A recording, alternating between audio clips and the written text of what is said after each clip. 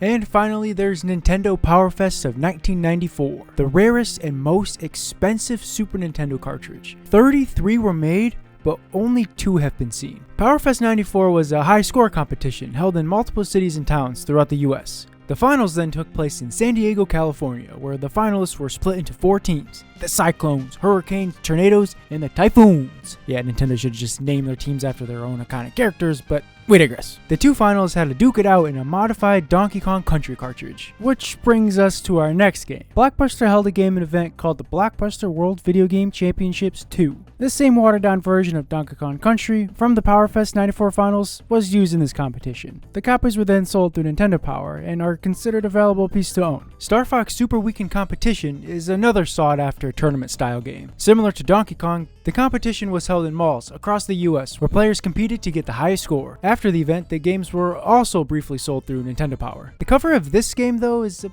bit more interesting compared to Donkey Kong Country. Donkey Kong's almost looks the exact same as its retail version. The only distinct difference are the words competition cartridge, peeking out from the top right. Star Fox's cartridge is entirely dissimilar when next to the official game. It features its own unique logo depicting a planet. The words Super Weekend wrap around it, and the contrast in colors makes this label pop. In other words, stand out in your collection. If you look close enough, something else on this cartridge stands out too. In the upper right it says, "Not for resale." These words can be smacked on various games from a multitude of gaming systems, typically labeled with red text in a white box depicting a warning message, which is what it was. Publishers slapped this label on certain games, such as ones included in bundles, to caution retailers to not sell them separately, so that the number of bundled sales can be properly tracked. Not for resale, or NFR, can also be found printed on promotional games. The most intriguing NFR games are the ones that were displayed in kiosks to help promote the game. What makes some NFR games more valuable is the fact that some aren't the final versions of the game, meaning they contain demo levels, beta content, or unique menus. These games were never intended to be released to the public, and were supposed to be tossed out by the store managers or shipped back to the publishers once the promotion was done. Well, apparently all of these corporations didn't perform thorough background checks and hired a bunch of 8th Commandment breakers because a large portion of NFR games made their way around the streets. Kudos to those, ladies and gentlemen, because not for resale games are truly one-of-a-kind pieces of gaming history. Skimming through price charting sites, you'll notice a pattern of NFR games at the top or near it in just about every Nintendo console and handhelds. The N64 is our favorite console next to the Switch, so naturally, we gravitated towards taking a gander at some N64 NFRs. Woo-wee! So many exciting NFR games here that will make any nerd feel butterflies. There's 2 NFR variations of Pokemon Snap. One of them is the full game, while the other features the first 2 levels, and were part of the famous kiosk with the printable photos. Oh yeah, that would look good right there. Turok 2 is another one that is a full demo and has a unique label that screams, "I'm super important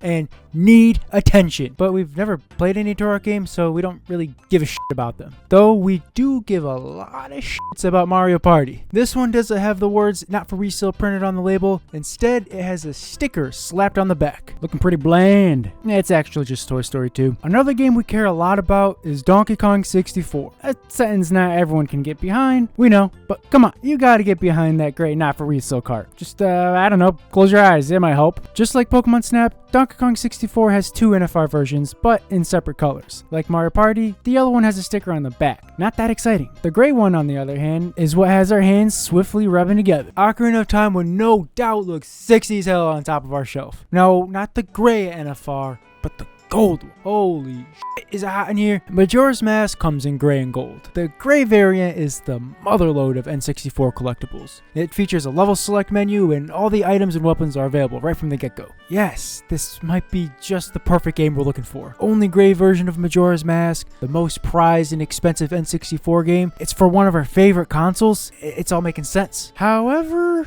Yoshi's Story piqued our interest. The 2 of us have terrifying nightmares associated with our normal copy of Yoshi's Story. Normal isn't the correct word to describe our copy.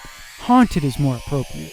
Now, you might be asking yourself, how in the fuck is your Yoshi Story haunted? Well, looks like you're gonna have to keep asking yourself that question like a fool, because the 2 of us made a pact to never tell the story about what happened. Now, if we bought a rarer version of Yoshi's Story with an interesting backstory, that might help us forget about the trauma we endured with our copy. Interesting backstory? Yeah, just look at that label. It radiates that sweet, sweet 90s N64 aesthetic, unlike the retail version, which is just a pink Yoshi licking a pair of blue jeans. Yeah, it's just a cropped picture of the box art, but it's the only NFR N64 game that is entirely different when compared to the official full version. The words International Version is written across the top, and upon further inspection, you may notice a tan color around the edges. Who cares? Excuse me? That tan color you see is actually the Japanese label underneath. That's right, the international version is in fact the Japanese version of the game. The game was modified to work in NTSC N64s, but plays entirely in Japanese. This copy is so incredibly expensive and hard to come by, which explains these outrageous eBay offers. 25,000 to